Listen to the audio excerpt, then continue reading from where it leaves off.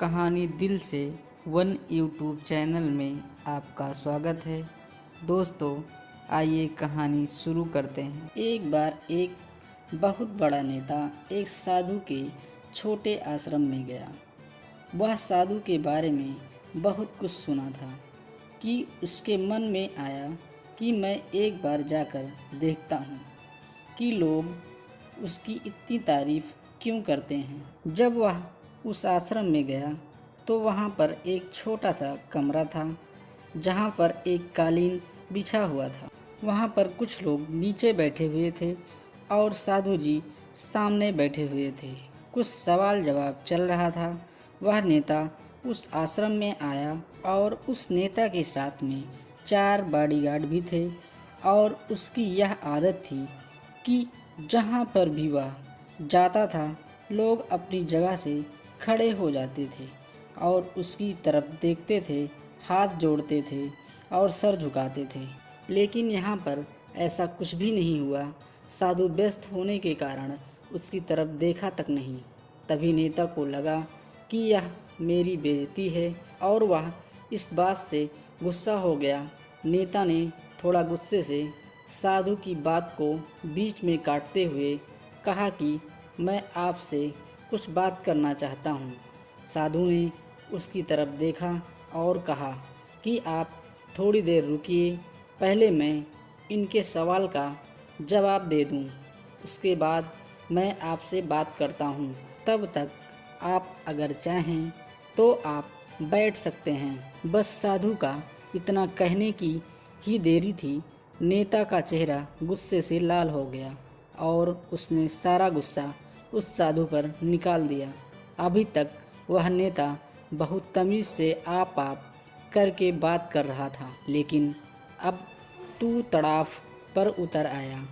नेता ने उस साधु को कहा, तुझे पता है मैं कौन हूँ और तू किससे बात कर रहा है? साधु ने उसकी तरफ देखा और कहा, मुझे इससे कोई फ़र्क नहीं पड़ता कि आप कौन हैं, लेकिन आप जो कोई भी हैं, अगर आप चाहते हैं कि मैं आपके सवाल का जवाब दूं या आपसे बात करूं, तो आपको कुछ देर रुकना होगा। और साधु के यह कहते ही नेता गुस्से से पागल हो गया और वहीं सबके सामने चीखने चिल्लाने लगा, अब मैं तुझे तेरी असली औकात दिखाऊंगा।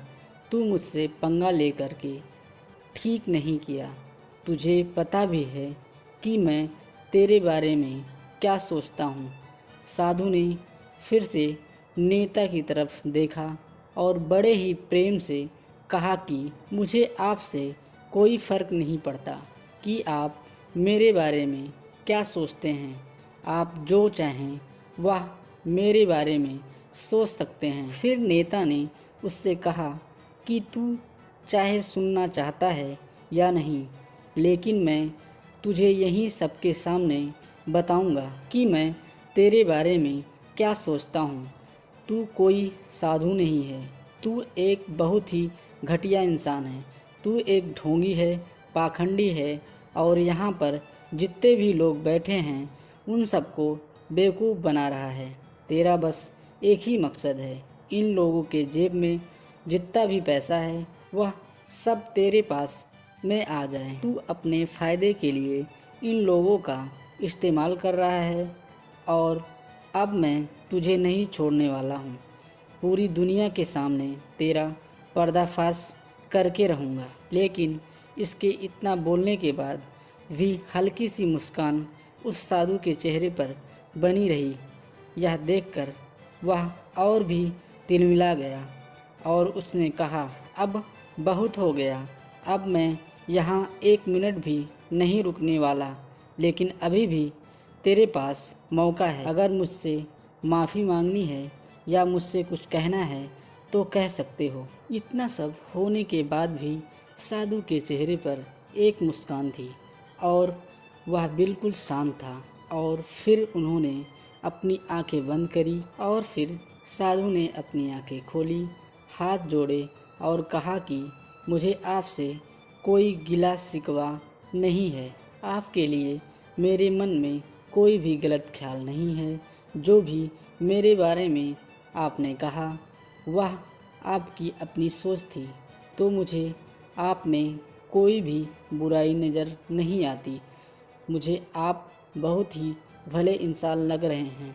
और साधु के इतना कहते ही नेताजी का दिमाग 7वें आसमान पर पहुंच गया। उसके चेहरे पर एक अजीब सी खुशी थी, क्योंकि उस साधु ने वही कहा जो बाकी सब लोग उस नेता को कहते हैं। और वह खुशी खुशी उस आश्रम से अपने घर की तरफ चला गया और जा कर के अपने पिताजी के साथ में बैठ गया। उसके पिताजी अपने ध्यान में थे। उन्होंने पूरी ज़िंदगी सिर्फ लोगों की सेवा करी और बदले में कुछ भी उम्मीद नहीं किया। तो थोड़ी देर बाद जब उन्होंने अपनी आंखें खोली और देखा अपने बेटे को अपने साथ बैठे हुए, तो उनके बेटे के चेहरे पर आज एक अजीब सी खुशी थी जो आज से पहले उन्होंने कभी नहीं देखी थी। फिर उसने एक एक करके सब कुछ बताया कि आज क्या हुआ, किस तरह से वह आश्रम गया और वहाँ पर क्या हुआ, उसने क्या कहा और साधु जी ने क्या कहा। जब उसके पिताजी ने पूरी बात सुनी तो थोड़ा सा मुस्कुराए और अपने बेटे को देख करके बोले कि साधु ने तुम्हारी तारीफ नहीं करी, क्योंकि साधु ने वह नहीं कहा कि जो तुम हो, वह वही कहा कि जो वह खुद है। और तुमने जो भी कुछ उनको कहा वो नहीं कहा कि जो है, बल्कि तुमने वह कहा जो तुम खुद हो। यही बात वेदों में भी कही गई है, यथा दृष्टि तथा सृष्टि। यह दुनिया तुम्हें वैसी नहीं दिखती जैसी यह दुनिया है, यह दुनिया वैसी दिखती है तुम जैसे खुद हो। जिसकी नज़र जैसी है उसके लिए यह दुनिया वैसी ही है।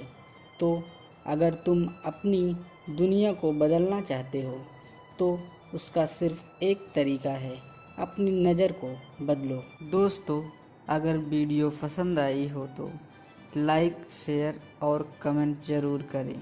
धन्यवाद।